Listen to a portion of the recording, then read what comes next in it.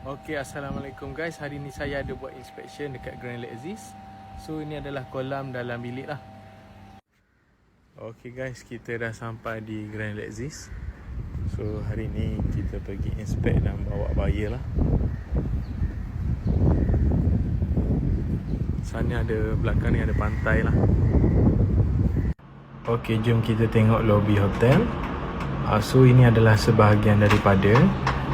Jom saya bawa korang pergi ke bilik naik bagi. Okey, jom. Okey, saya ceritakan sikit macam mana pembahagian antara owner dan juga Grand Lexis.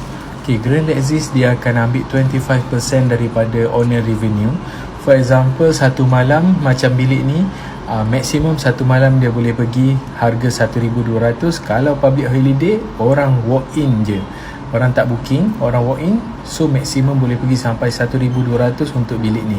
So kalau korang kira dengan keuntungan, memang sangat untung. Kalau 400,000 ni loan bulanan lebih kurang dalam 1,800 ke 2,000. Dan korang boleh dapat bilik yang disewakan satu hari 1,000. Korang boleh bayangkan berapa banyak korang boleh buat untung. So benda tu adalah fluctuate lah. Kita nak tunjuk ROI pun benda ni adalah fluctuate. Tapi benda dah ada statement apa semua. Kalau memang serius, korang boleh PM saya, kita buat calculation untuk korang peribadi.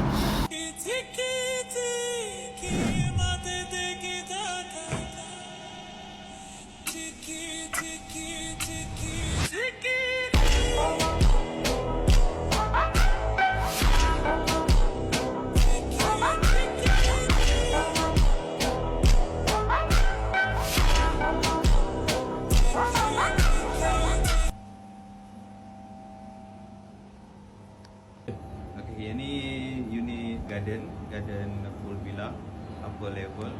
So dia punya room charge dia normally starting price is 500 and above lah. Kalau public holiday tu around 7 to 800. Yang itu kalau kita berminat boleh book direct to the hotel punya website lah, lexis.my. So property yang available kat Port Dickson, kita ada Grand Lexis, Lexis and Lexis Hibiscus lah.